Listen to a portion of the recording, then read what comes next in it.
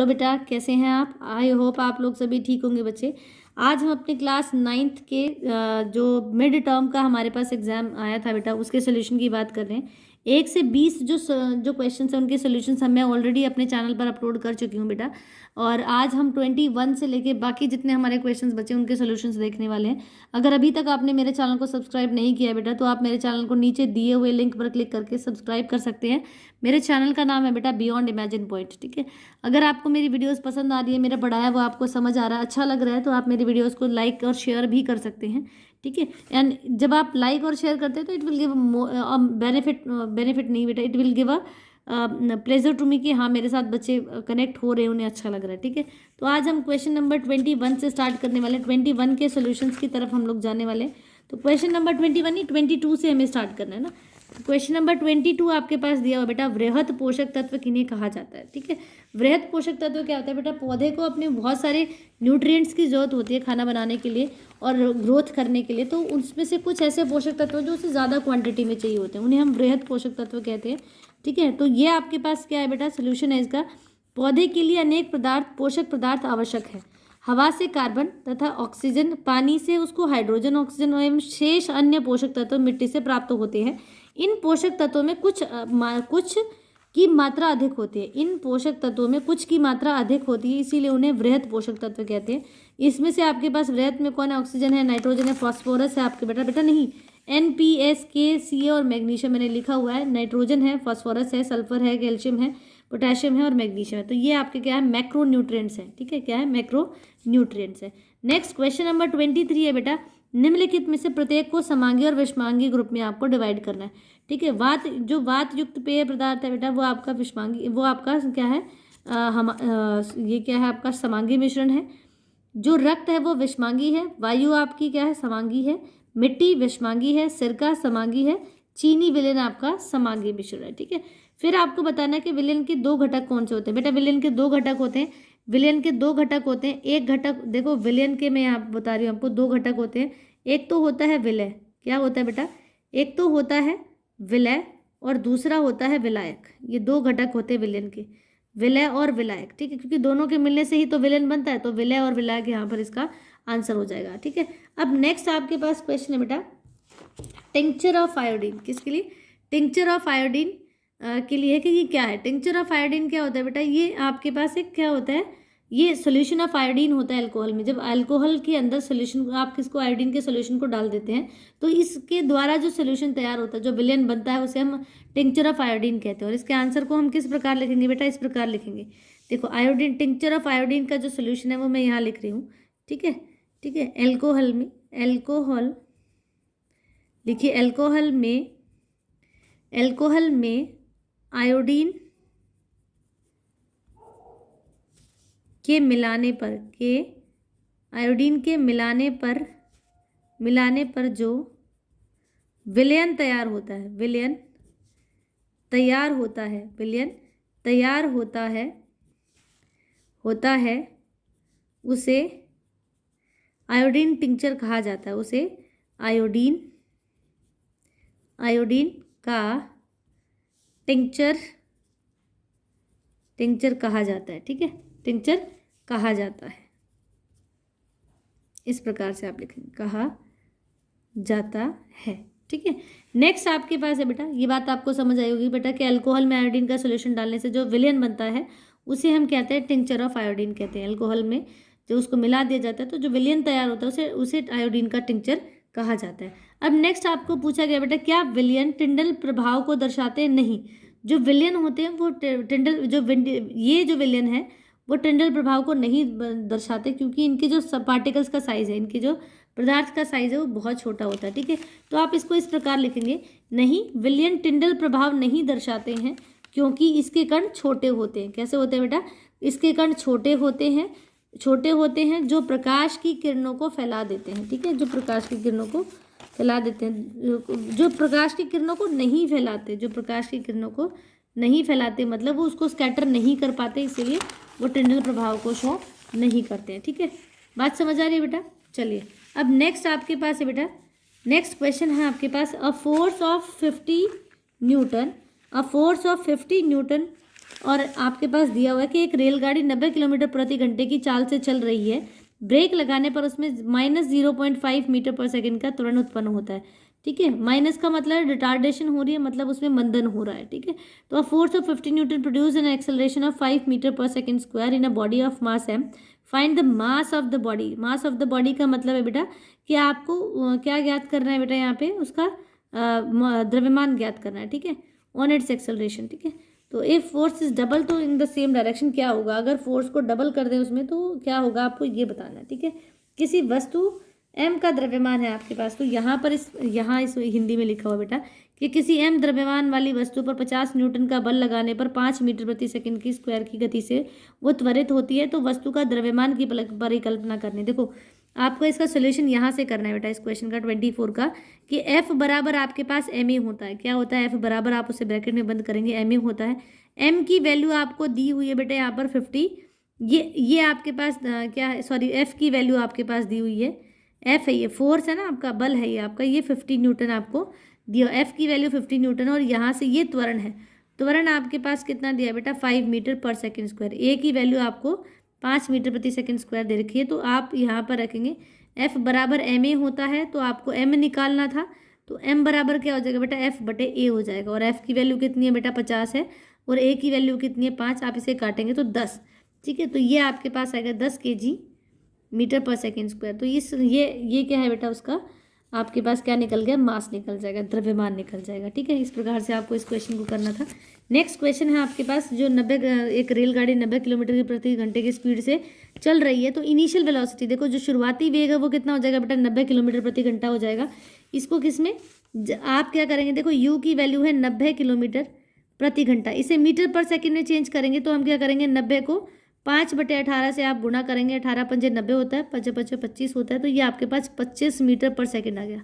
कितना आ गया बेटा, जो शुरुआती वेग है वो 25 मीटर पर सेकंड आ गया आपके पास। ठीक है, अब वो चल रही है, तो इसने कहा है कि इतने m उसके पास क्या है, मास ऑफ द बॉडी m है, find the mass of the body, also find, अच्छा ये त्वरण है, और परिकलित करना है उसकी विराम अवस्था में आने से पहले कि वो कितनी दूरी तय करेगी।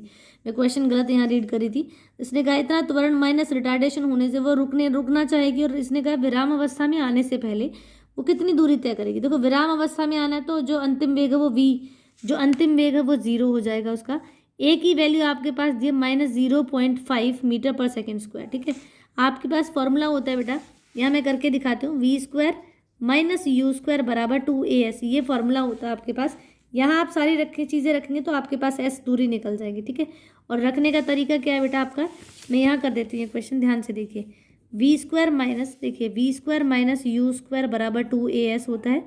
जो v की वैल्यू है वो 0 है, और u की वैल्यू आपके पास कितनी दी है बेटा, आपने जो कन्वर्ट कराई वो कराई है 25, और ये 2, और ये यहाँ पर आएगा -0.5, और ये s। ठीक है, बात समझ आ रही है। आप इसको सॉल्व करेंगे तो you will get the answer, और आपके पास जो आंसर आ रहा है वो आ रहा है 625 मीटर। कितना आ रहा है बेटा, वो 625 मीटर आ रहा है आपके पास। ठीक है, तो होप आपको ये चीज़ें समझ आई होंगी बेटा।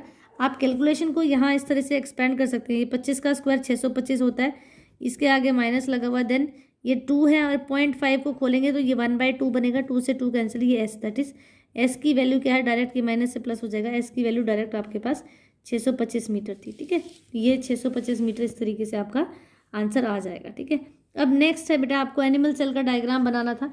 ये एनिमल सेल का डायग्राम है आपके पास, प्रॉपरली सभी बच्चे इसको बनाएंगे। ठीक है, कि राइजोबियम है यहाँ पर, ये कोशिका द्रव्य, ये हरित लवक है, ये केंद्रीय झिल्ली है, ये कोशिका भित्ति है, ये लाइसोसोम्स है, केंद्रक है, ये चिकनी अंतर द्रव्य जालिका ER है, RER और SER, ये माइटोकॉन्ड्रिया है। ठीक है, ये माइटोकॉन्ड्रिया। ठीक है, तो इस प्रकार से आप इसका डायग्राम बनाएंगे। ठीक है, अब नेक्स्ट 27 नंबर क्वेश्चन है बेटा, इसने कहा हम संतृप्त विलयन को संतृप्त विलयन में कैसे बदल सकते हैं। देखो संतृप्त को असंतृप्त में कैसे बदलना है बेटा, संतृप्त का मतलब होता है कि इसमें वो चीज़ें नहीं घुलेंगी। ठीक है, असंतृप्त बनाना है तो आप 2 चीज़ें कर सकते हैं, जो आपने संतृप्त विलयन उसको गर्म कर दीजिए, हीटिंग मतलब गर्म करने से, पहला आएगा गर्म करने से, हीटिंग का मतलब होता है गर्म करना, तो पहली मेथड है गर्म करने से आप उसका क्या बढ़ा सकते हैं, उसकी उसका विलयन का उसको संतृप्त से असंतृप्त बना सकते हैं। दूसरा आपने जो विलयन है उसी को बाय एडिंग मोर विलयन, मतलब और ज़्यादा उसमें क्या मिला दें हम, उसमें विलायक की क्वांटिटी बढ़ा देते हैं, विलायक को हम मिला देते हैं तो वो, ठीक है, तो वो क्या हो जाएगा, संतृप्त से असंतृप्त हो जाएगा। ठीक है, अब नेक्स्ट आपके पास है बेटा निलंबन किसे कहते हैं और इसके क्या गुणधर्म है। आपको निलंबन को बताना था बेटा। निलंबन किसे कहते हैं? निलंबन एक विषमांगी क्या है, मिश्रण है। मैं आपको पूरा लिखा हुआ दिखा देती हूँ, इस प्रकार से ही आपको लिखना है। निलंबन एक विषमांगी मिश्रण है जिसमें विलय पदार्थ कण घुलते नहीं है, जिसमें विलय के कण जो है वो घुलते नहीं है, बल्कि माध्यम की क्या होती है बेटा, समष्टि में उसमें में निलंबित रहते हैं। ठीक है, इसका गुण आपको बताने थे, इससे कैरेक्टरिस्टिक्स बताने थे। तो ये विषमांगी है, टंडल प्रभाव को दर्शाता है। छानना विधि द्वारा हम इसे पता कर सकते हैं, क्योंकि इसके जो पार्टिकल्स होते हैं वो घुलते नहीं, थोड़े बड़े बड़े होते हैं, तो आप छान कर उनको अलग कर सकते हैं। अब बी पार्ट में इसके आपसे क्वेश्चन पूछा हुआ था बेटा। बी पार्ट में आपको पूछा हुआ था कि सूचीबद्ध करना है आपको। ठीक है, सूचीबद्ध मतलब आपको ये बताना था कि कौन सा किसका साइज बड़ा है। ठीक है, किसका साइज आपको बड़ा है ये बताना था इसमें। ठीक है, तो यहाँ पर दो चीज़ें हैं आपके पास। निलंबन में इसने कहा है कि सॉल्यूट और सॉल्वेंट, तो चलो बता ही देंगे हम इसमें यहाँ पे। निलंबन के कणों का आकार, कणों का, अच्छा ठीक है, तो छोटा होता है बड़ा होता है, तो कणों का आकार छोटा नहीं होता, बड़ा होता है। ठीक है, तो आकार में वो बड़ा होता है। आपको यही लिखना था कि निलंबन के कणों का आकार कोलाइडर के आकार से बड़ा होता है। ठीक है, अब नेक्स्ट आपके पास है, देखो बेटा यहाँ पर आपके पास क्या दिया हुआ है, ये वाला क्वेश्चन हमारा छूट गया कि आपको विलयन में से विलय और विलायक बताना था। चीनी और पानी में से चीनी आपकी विलय होती है, चीनी आपकी विलय है और पानी आपका विलायक है। वात युक्त पेय में भी आपके पास जो चीनी है वो आपका विलय है, जो पानी और कार्बन डाइऑक्साइड है बेटा वो आपका विलायक हो जाएगा। ठीक है, तो ये दोनों ही पार्ट हम लोगों ने कर लिए हैं। 28 पर आते हैं, कौन सा कोशिका का अंग कोशिका की अधिकांश गतिविधि को नियंत्रित करता है।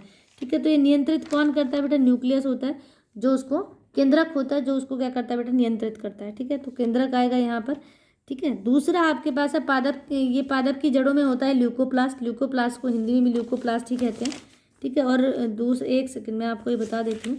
तो यहाँ आएगा केंद्रक, इसके ए पार्ट में आएगा केंद्रक और बी पार्ट में इस तरीके से आपको लिखना है कि पादप की जड़ों में ल्यूकोप्लास्ट होता है, पत्तियों में क्लोरोप्लास्ट होता है, फूल की पंखड़ी और फलों के छिलकों में क्लोरोप्लास्ट होता है। इस प्रकार से आपको इसका आंसर लिखना था। ठीक है, ल्यूकोप्लास्ट, क्लोरोप्लास्ट और फिर से क्लोरोप्लास्ट आपके पास। ठीक है, नेक्स्ट इस में आपके पास जो क्वेश्चन है बेटा, पादप जो कोशिकाएं होती हैं आकार में बड़ी, इसने कहा रसधानियों वाली, उसकी रसधानी बड़ी क्यों होती है? रसधानी उसकी बड़ी इसलिए होती है क्योंकि, आपको ऐसे ही आंसर लिखना है, क्योंकि इनमें अधिक कोशिका द्रव्य भरा रहता है, क्योंकि उसमें कोशिका द्रव्य ज़्यादा होता है एंड कोशिका को स्फीति और कठोरता प्रदान करती है, मतलब स्ट्रेंथ देती है और उसको कठोर बनाती है। ठीक है, तो आपको इस प्रकार से ही आंसर लिखना है इसमें। ठीक है, अब नेक्स्ट है बेटा आपके पास, अगर मैं नेक्स्ट 29 नंबर के क्वेश्चन की बात करूँ तो आपको डिफ्रेंशिएट करना है स्ट्रेटिफाइड अनस्ट्रेटिफाइड, दैट इज पेशीय, रेखित, अरेखित और हृदय की पेशियों में आपकी उनकी संरचना, कार्य, स्थान के आधार पर आपको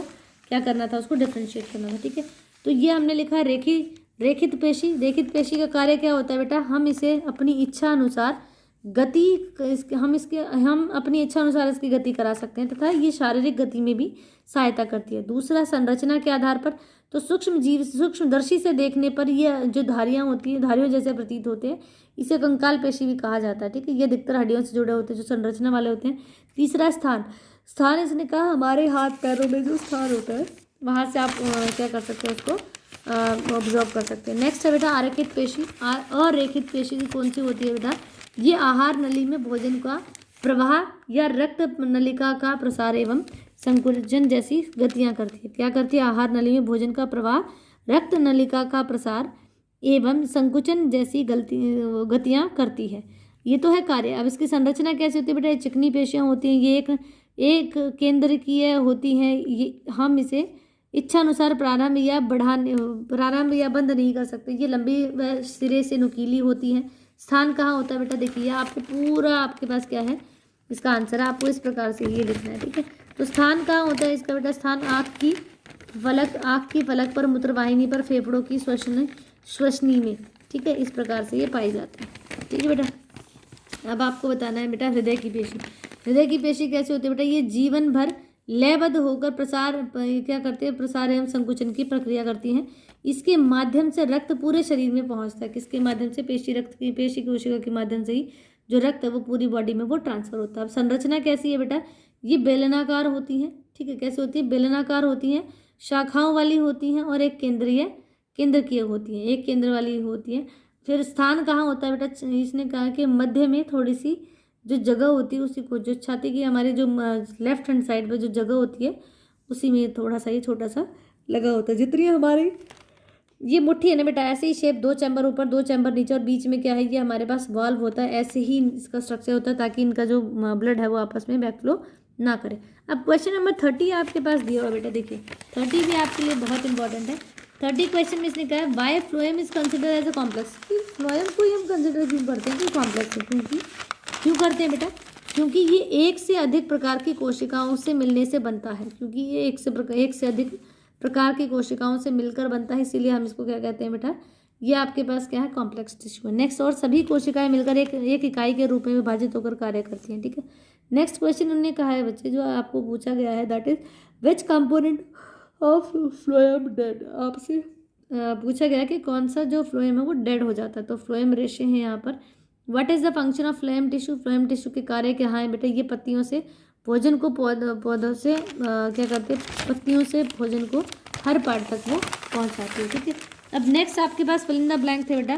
फिल इन द ब्लैंक में आपको पूछा हुआ था कि गति अदिश राशि है और वेग कैसा है? गतिश अदिश है और वेग क्या है बेटा? वो सदिश है, ठीक है, सदिश है, ओके। अगर मैं नेक्स्ट की बात करूँ तो नेक्स्ट इसने कहा किसी वस्तु की गति लगातार कम हो रही है, बिल्कुल कम हो रही है, तो वस्तु को डैश कहा जाएगा। वस्तु को हम क्या कहते हैं? उसको हम बंधन कहते हैं। क्या कहते हैं? बंधन कहते हैं। नेक्स्ट आपको दिया हुआ बेटा त्वरण सदिश राशि है या SI मात्रक है। देखो त्वरण का जो वो एक सदिश राशि है और इसका मात्रक होता है मीटर पर सेकेंड स्क्वायर। क्या होता है बेटा? मीटर पर सेकेंड स्क्वायर होता है, ठीक है। अब नेक्स्ट आपके पास 32 नंबर क्वेश्चन है बेटा, जड़त्व किसे कहते हैं? और देखो जड़त्व का मतलब होता है गति के पहले नियम का, वो जड़त्व का नियम भी कहा जाता है, बिल्कुल कहा जाता है। और उसकी डेफिनेशन है हमारे पास बड़ी सुंदर कि कहा जाता है, और अगर कोई भी अपनी विराम अवस्था में है तब तक उसे किसी वस्तु को छूना या बाहर या असंतुलित में लाकर गिरना नहीं होता। जब तक क्लास चल रही तो एटलीस्ट आपको मेंटेन द साइलेंस, ठीक है। एग्जाम्पल के तौर पे आपके यहाँ पर इसने कहा है संवेग के कारक पूछे हुए। नेक्स्ट इसने कहा है, नेक्स्ट 32 में आपसे पूछा है किसी वस्तु का संवेग निर्धारित करने वाले 2 कारकों के नाम लिखने। ठीक है, 2 कारकों के नाम लिखने थे। यहाँ पर सिर्फ पहला मैंने लिखा जो 2 कारकों के नाम थे कि द्रव्यमान और वेग, दोनों ही उसको क्या करते हैं? अफेक्ट करते हैं। द्रव्यमान और लिखा हुआ है आपको, देखो द्रव्यमान और वेग, ठीक है। अब नेक्स्ट है, इसमें कहा आपके पास 2 चीज़ें, एक साइकिल और एक खिलौना है। इसने कहा साइकिल जो है वो 20 किलो की है और 1 मीटर उसका जो त्वरण है वो 1 मीटर है, ठीक है। अगर मैं नेक्स्ट यहाँ पर बात करूँ आपके पास, ठीक है, तो एक साइकिल ऐसी है जिसका साइज़ छोटा है और एक कार है शायद टॉय कार, उसका साइज़ आपको दे रखा है तो 20 kg मीटर पर सेकेंड स्क्वायर ये है। 20 का मतलब हुआ बेटा आपके पास क्या दिया? भार दिया हुआ और ये वेलोसिटी आपके पास 1 है, ठीक है। और यहाँ पर आपके पास 10 × 3 दिया हुआ है, तो दोनों को कैलकुलेट करेंगे तो आपको पता चलेगा जो खिलौना कार है उसका संवेग कैसा है, कम है या ज़्यादा है? तो उसका संवेग ज़्यादा है। अब नेक्स्ट है बेटा, इसमें क्या आपके पास नेक्स्ट जो 33 नंबर क्वेश्चन है, 33 में आपसे क्या पूछा बेटा? इन्होंने कहा निम्नलिखित में से उत्तर दीजिए कि वे कौन कौन से कारक है जिनके कारण फसल की किस्म है वो सुधार नहीं हो पा रहे, क्योंकि कीटनाशक है एवं खाद उर्वरक, ये सारी चीज़ें हैं। मैं बता देती हूँ, पहले आपको लिखना है कि उनमें कीटनाशक एवं खाद उर्वरक डालने चाहिए। दूसरा, उच्च उत्पादन के लिए उन्नत किस्मों से का प्रयोग करना चाहिए। दूसरा है कौन से फैक्टर्स है जो उनको खराब कर देते हैं? जैविक और अजैविक दोनों फैक्टर्स आते हैं यहाँ पर, जैविक और अजैविक दोनों फैक्टर्स है बेटा। और आप उनसे क्या कर सकते हैं? उन परिस्थितियों से जो पौधा है उसको बचाना चाहिए ताकि हम अच्छी फसल की पैदावार कर सकें, ठीक है। नेक्स्ट, अगर पौधों को इसने कहा पोषण की कमी हो जाए तो क्या हो? अगर जैसे हमारे शरीर में पोषण की कमी हो जाती है तो हम भी क्या हो जाते हैं बेटा? लो फील करते हैं। वैसे ही पौधे की स्थिति भी ऐसी होती है कि अगर किसी कारणवश उसको कम पानी मिलता है, कभी यह पानी कम नहीं मिल रहा है, तो क्या होता है इन परिस्थितियों में वह सहन कर सकने वाली किस्में, हमें जो अलग अलग टेम्परेचर, इस चीज़ से बचने के लिए हमें क्या करना चाहिए बेटा? अलग अलग टेम्परेचर की किस्म की फसलें लानी चाहिए, उनको मिक्स करके लगाना चाहिए ताकि हमारे जो पौधे हैं वो खराब ना हो, ठीक है। होप आप लोगों को ये चीज़ें समझ आ रही हैं बेटा। आगे तो आज के लिए इतना ही, आगे फिर हम नेक्स्ट क्लास में करेंगे बेटा, कुछ ही क्वेश्चंस हमारे बाकी उनको ढंग से हम लोग डिस्कस करेंगे and will continue in the next class. अगर अभी तक आपने मेरे चैनल को सब्सक्राइब नहीं किया बेटा तो आप नीचे दिए हुए लिंक पर क्लिक करके मेरे चैनल को सब्सक्राइब भी कर सकते हैं। Thank you for your response बेटा, thank you very much, thank you.